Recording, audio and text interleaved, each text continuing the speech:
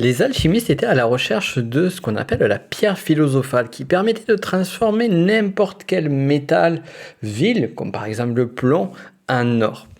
Et ce que l'on peut voir également, c'est que cette notion d'alchimie peut avoir aussi une autre approche qui est un petit peu plus, j'ai envie de dire, spirituelle et même psychologique. C'est d'ailleurs ce qu'avait trouvé Jung vers la fin de sa vie, au point qu'il avait laissé pas mal des théories qu'il avait pu découvrir pour vraiment se focaliser à fond sur cet univers fascinant qu'est l'alchimie. Alors aujourd'hui, justement, ce que je voulais vous faire avec vous, c'est prendre ce chemin alchimique, faire un premier voyage ensemble pour voir comment vous allez pouvoir créer cette pierre philosophale intérieure, c'est-à-dire une transmutation intérieure de vous, transmutation pour arriver à faire naître, à faire éclore l'argent, puis ensuite l'or au plus profond de vous-même. Et ce qui va être intéressant pour nous au travers de ce podcast, c'est que justement, on va faire en sorte de prendre un exemple concret qui est celui de la connaissance de soi au travers d'un outil qui est l'énéagramme. Alors ça peut être l'énéagramme comme bien d'autres, mais nous, comme on connaît, et probablement que je sais que parmi vous, il y a certains qui connaissent l'énéagramme, qui l'utilisent, et d'autres encore qui sont élèves de ma formation technicien énéagramme, eh bien ça n'en sera que mieux. Si vous êtes totalement néophyte dans tout cela, pas de panique non plus, puisque ce podcast va vous parler également, puisque vous allez voir que ça va être juste à titre d'exemple, et on va voir comment, avec le fameux grand œuvre qui permet de faire cette transmutation du plomb en or, eh bien on va pouvoir arriver à décoder justement ou à donner le fameux mode d'emploi, plutôt que mode d'emploi, je dirais carte au trésor, qui va vous permettre de découvrir vos trésors intérieurs. Je vous souhaite la bienvenue sur ce podcast Connaissance de soi. Je suis Nico Pen et dans celui-ci, ma mission est de vous guider à la découverte de votre monde intérieur et ce au travers, comme le nom de ce podcast, de la connaissance de vous-même. Alors donc, on va faire comme ce cher Jung, dont on avait parlé sur le précédent podcast, justement sur l'introversion et l'extraversion, pour aller arpenter les chemins de l'alchimie, mais de façon différente. Ce qui est intéressant, ce qui est beau avec l'alchimie, c'est que c'est un langage que l'on peut s'approprier lorsqu'on sait de quoi il parle. Et donc, comme je le disais, justement, la clé, c'est d'arriver à transformer le plomb, métal vil, en or. Et le plomb, finalement, on pourrait l'apparenter à la part, on va dire, la plus brute de notre personne, qui va être parfois, certains diront, la plus animale, c'est-à-dire la plus inconsciente, comme on l'avait vu justement sur un autre podcast en avant sur pourquoi mieux se connaître, je vous avais parlé justement de cette grosse part d'inconscient qui fait qu'on va faire pas mal de choses de façon réactive, action-réaction. Et l'idée, c'est d'arriver à reprendre le contrôle de nos émotions, de notre mental, de notre partie instinctive et développer notre part intuitive pour justement arriver à trouver cet équilibre intérieur. Donc, comment va-t-on le faire au travers de l'alchimie ? Bien, l'alchimie, comme je l'ai dit, donc transmutation du plomb en or, va se faire au travers de différentes étapes. Alors, on peut retrouver dans le langage alchimique plusieurs approches, mais celle qui va être la plus connue, c'est celle de l'avoir au travers de ce qu'on appelle donc la création de la pierre philosophale, qui est le grand œuvre. Et ce grand œuvre va se faire au travers de 3 étapes que sont l'œuvre noire, l'œuvre blanc et l'œuvre rouge. Nous allons voir donc chacune de ces étapes qui vont se faire successivement pour créer cette pierre philosophale et comment elles vont nous parler, comment elles vont résonner sur notre découverte intérieure. Alors on va commencer au départ. Au départ, on va prendre la matière brute, la prima materia, comme diraient les alchimistes, cette matière première, cette matière initiale qui est vous. Votre être tel que vous êtes aujourd'hui.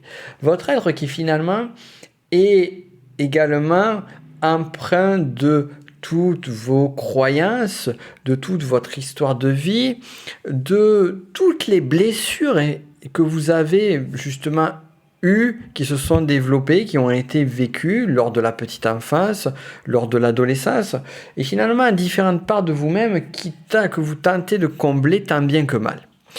Cette matière première, cette matière brute, eh bien, on va la travailler.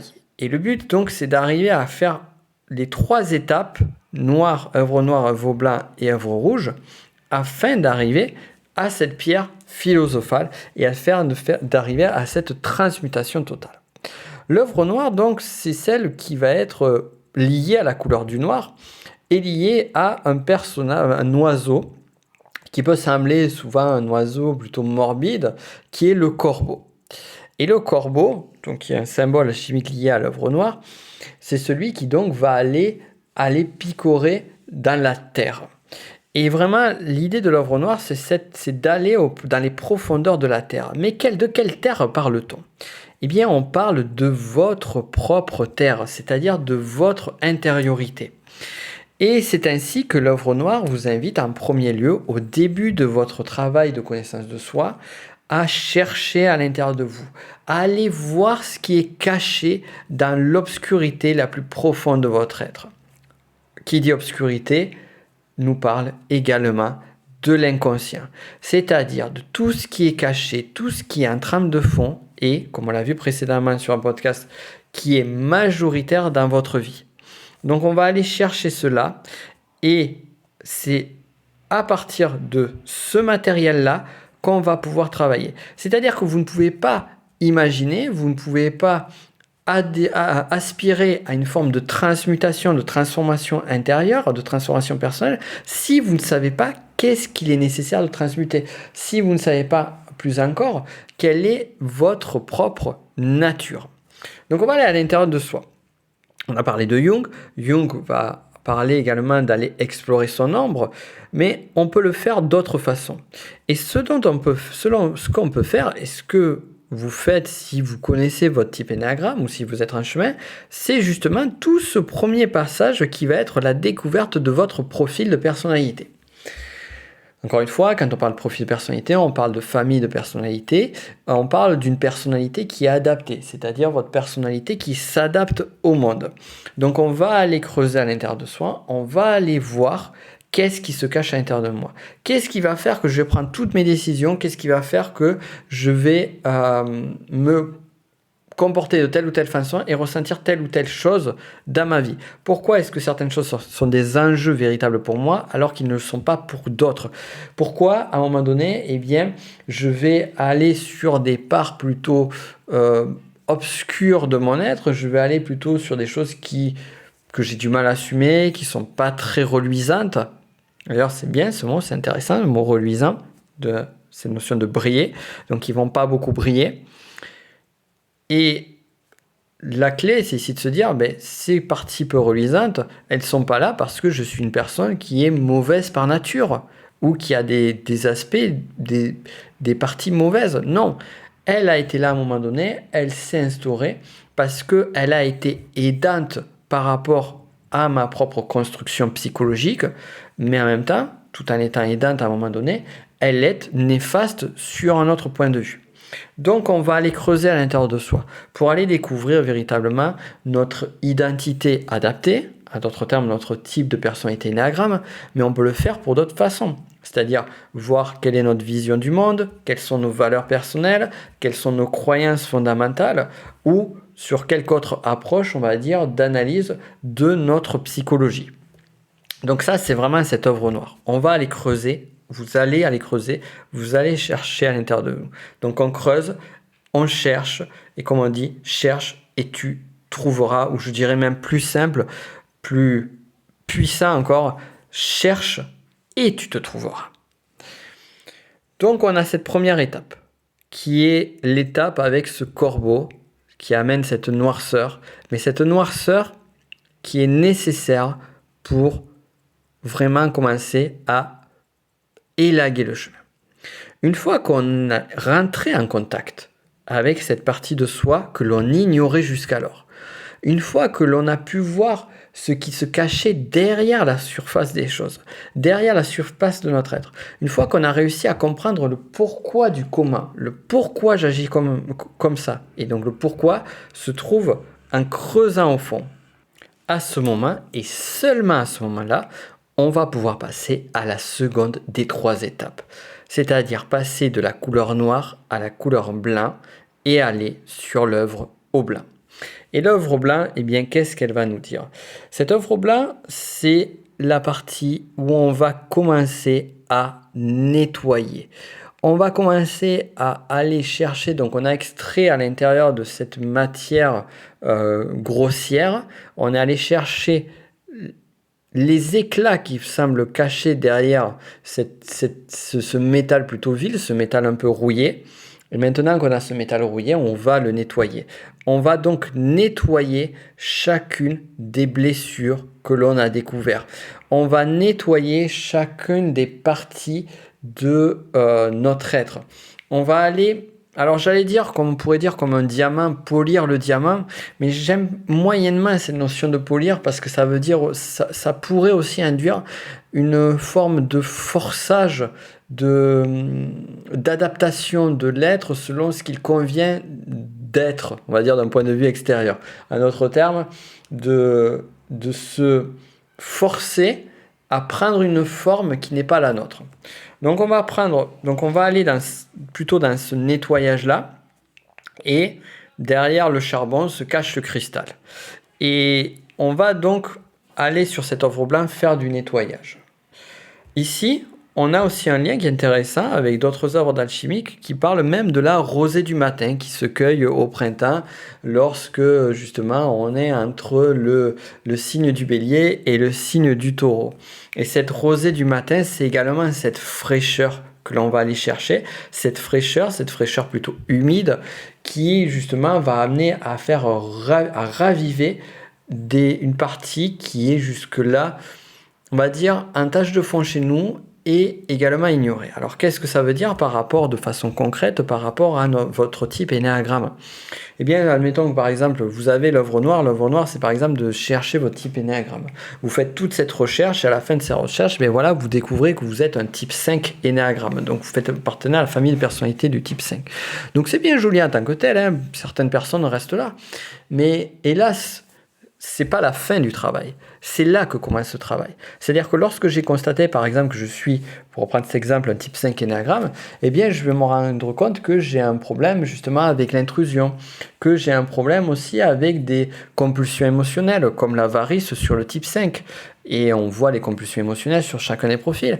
Je peux même aller plus loin si je vais trouver mon type énéagramme, également mon instinct type, c'est-à-dire survie, tête-à-tête sexuelle ou social, donc qui sont les 3 instincts primaires. Quel est mon instinct plus prépondérant? Eh bien, là, ici, je vais mettre en lumière d'autres aspects compulsifs de mon être. Donc ici, on a conscience de ce qui est là, on a conscience de pourquoi on agit de telle façon dont on agit, et maintenant, on va aller nettoyer ça.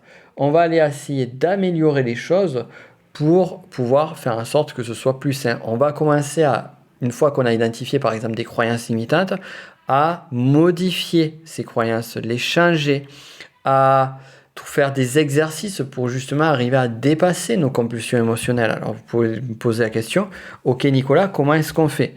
Je vais vous donner la réponse qui est, tout est dans le technicien énéagramme, dans cette formation-là. Et tout particulièrement les élèves. Donc vous avez pas mal d'outils que vous allez trouver sur le module 3 de la formation et sur le module 5. Si vous n'êtes pas membre du Tech Énéagramme, encore une fois, petite parenthèse, vous trouverez en description l'accès à une masterclass. Donc c'est le lien qu'il y a, vous verrez masterclass Énéagramme, qui vous permettra justement de rentrer en contact avec les 9 types Énéagramme et pouvoir, si vous le souhaitez, rejoindre la formation de technicien Énéagramme. Parenthèse est mise de côté. Donc là, ici, on va utiliser différentes approches, différents outils.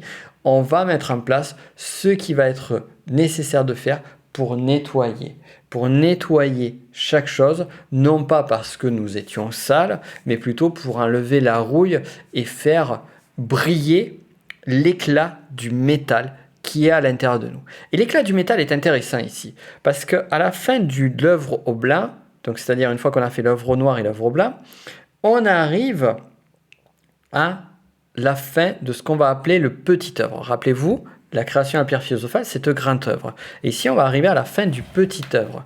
Et le petit œuvre, donc c'est celui qui va nous amener à un métal qui est l'argent. Ce qui veut dire en d'autres termes, c'est qu'une fois qu'on a nettoyé toutes les couches d'obscurité de son être, ou nettoyé une partie des couches d'obscurité de votre être, vous allez faire jaillir l'éclat qui cachait derrière la rouille. Et donc, faire venir cet éclat qui est l'argent. Et bonne nouvelle, une fois que l'argent est là, eh bien celui-ci est inaltérable. Donc, vous ne pourrez plus être confronté à la rouille qui était présente sur le métal précédemment. Alors, qu'est-ce que ça veut dire si on va plus loin que l'image que je viens de vous donner? C'est que avant, on n'avait pas conscience des choses jusqu'à l'œuvre noire. Donc, on n'avait pas conscience des choses, donc on continuait à corrompre des parties de notre être sans s'en rendre compte. À la fin de l'œuvre noire, on a pris conscience de ces parties qui pouvaient se corrompre, qui pouvaient se rouiller dans notre être. Cependant, on n'avait pas encore les outils. Et une fois qu'on fait l'œuvre blanche, donc c'est lorsqu'on fait vraiment ce travail de transformation intérieure. Et ce travail de transformation intérieure, dès qu'il est fait, entre guillemets, j'ai envie de dire, il n'est plus à faire. Pas parce que vous n'allez pas être confronté à des compulsions que vous avez déjà vécues, puisque vous pouvez être confronté à celles-ci à plusieurs reprises, surtout lorsque vous êtes dans des situations qui peuvent être des phases de stress. Sauf que, ici, ça va être différent. Parce qu'à la fin de l'œuvre blanche, vous avez les outils, vous avez les approches, et vous avez déjà dépassé un état de votre être. Donc ça veut dire en d'autres termes que si vous êtes confronté à nouveau sur certaines difficultés, vous avez des solutions, vous avez des réponses, et vous avez des outils, vous êtes apte à dépasser cela. C'est en ça qu'on se rend compte à quel point la connaissance de soi est fondamentale. Alors on a fini l'œuvre blanche, on est arrivé sur l'argent, on a déjà fait un énorme travail. Mais on pourrait aller encore plus loin. C'est-à-dire que soit on peut choisir de s'arrêter aux petites œuvres en se disant bon ben c'est bien, c'est suffisant et je continue ma vie tranquillement en sérénité, ou soit non, j'ai envie de plus, j'ai envie d'aller sur un état d'être encore plus magnifique, j'ai envie de dire. Et c'est là où on va arriver à la dernière œuvre, le dernier grand œuvre qui est l'œuvre au rouge. Et l'œuvre au rouge, tel qu'il est dit chez les alchimistes, on dit que voilà, on va arriver sur la spiritualisation du corps. Donc là, on part un peu sur la partie spiritualité, mais sans forcément y aller énormément ici. On peut rester sur la partie psychologique. C'est-à-dire qu'ici, à l'œuvre rouge, on va arriver sur magnifier l'être. C'est-à-dire que maintenant que j'ai réussi à avoir conscience des points, on va dire, qui étaient dans l'obscurité de mon être, maintenant que j'ai réussi à les dépasser pour les faire briller, eh bien, je vais faire jaillir la lumière, je vais faire jaillir la magnificence qui est cachée à l'intérieur de mon être. C'est-à-dire que maintenant, je ne vais pas juste être dans l'éclat de ce que je suis, mais je vais me servir de cet éclat-là pour créer. Maintenant, je vais créer à partir de ça, je vais transformer. Et c'est là que finalement, on va arriver à la fin de l'œuvre rouge, à ce qu'on appelle la pierre philosophale, ou que d'autres alchimistes appelleront la poudre de projection, qui justement est une substance qui permet de créer de l'or autour de soi. C'est-à-dire qu'on va créer l'or à l'intérieur de soi, mais par cette partie magnifiée, cette partie qui va transcender de notre être, on va commencer sans le chercher, et ça c'est important, sans le chercher et sans l'imposer autour de soi, à amener de la beauté, à amener de l'or autour de soi. Et c'est ça qui est subtil et c'est ça qui est beau. Et pour refaire la métaphore avec l'énéagramme, on va se rendre compte que finalement on va arriver sur notre identité adaptée qui est notre type énéagramme, on va arriver à le dépasser, on va arriver à le transcender, c'est-à-dire qu'on va ne plus être soumis aux difficultés et aux aspects obscurs de notre profil, et en même temps, on va aller sur utiliser les points de force de notre type de personnalité et même aller au-delà de notre type énéagramme, c'est-à-dire pouvoir agir avec ce qu'on va appeler l'identité profonde que connaissent bien les élèves du tech. Mais c'est vraiment ça l'idée de base. Et donc, pour arriver à cette œuvre rouge, encore une fois, on ne peut pas y arriver d'un coup. Vous ne pouvez pas arriver à un moment donné où vous allez magnifier ce qui est autour de vous, où vous allez transformer positivement ce autour de vous, si vous ne faites pas le travail. Travaille d'abord sur toi et après, tu veux changer le monde, change-toi d'abord. Travaille d'abord sur toi et après le travail s'effectuera autour de toi. Donc ça commence toujours par soi. Et c'est pas un acte égoïste que d'aller chercher, que d'aller dans la connaissance de soi et de faire cette transmutation personnelle, ce grand œuvre. Non, c'est un acte qui est certes orienté vers soi, orienté à l'intérieur de soi, mais il va être bénéfique aussi bien pour soi que pour les autres. Voilà donc ce qui va nous amener à l'œuvre rouge, qui va amener à la pierre philosophale et qui va amener à ce métal totalement inaltérable et d'une brillance digne d'un soleil, c'est-à-dire l'or. Et c'est ça qui est juste magnifique. Voilà donc ce que j'avais envie de vous dire. Ça fait longtemps que j'avais envie de vous faire justement un vrai travail de connaissance de soi au travers de ce process, justement, de ce process alchimique, de ce chemin d'alchimie plutôt psychologique ici, même si on pourrait vraiment l'adapter, enfin, c'est même pas besoin d'adapter, qui est aussi un processus d'alchimie spirituelle, parce que finalement, là, ce que je vous ai donné, aussi bien si vous êtes sur un chemin de connaissance de soi, donc plus d'ordre psychologique en termes de connaissance de soi, tout le process fonctionne. Et si vous êtes dans un process de développement spirituel, eh bien celui-ci fonctionne aussi. Donc j'espère que tout cela vous a plu. Si ça vous a intéressé, si vous voulez que je vous fasse d'autres podcasts aussi en utilisant les langages alchimiques justement, parce qu'il y a plein d'autres choses dont je n'ai pas parlé ici, parce que sinon le podcast aurait été bien trop long, notamment justement sur les différents métaux, le changement de chacun des métaux et bien d'autres choses encore, n'hésitez pas à me le dire sur les réseaux. Si vous voulez aller plus loin et si vous voulez vraiment faire une véritable transformation personnelle, comme je vous l'ai dit, vous avez le lien de description vers la masterclass qui vous amènera vers le technicien Enneagramme. Et vous avez également, si la partie spirituelle vous intéressait, vous avez Connexion à l'invisible, vous avez une masterclass qu'on a réalisée avec Carla qui va également énormément vous apporter. Je vous invite à regarder tout ça. Et si vous avez aimé ce podcast, eh bien, je vous invite à le partager bien évidemment et pourquoi pas à mettre un 5 étoiles et un commentaire sur la plateforme de podcast sur lequel vous l'écoutez. C'était un plaisir comme à chaque fois et quant à nous, on se retrouve la semaine prochaine pour un nouvel épisode tout aussi passionnant. À très vite.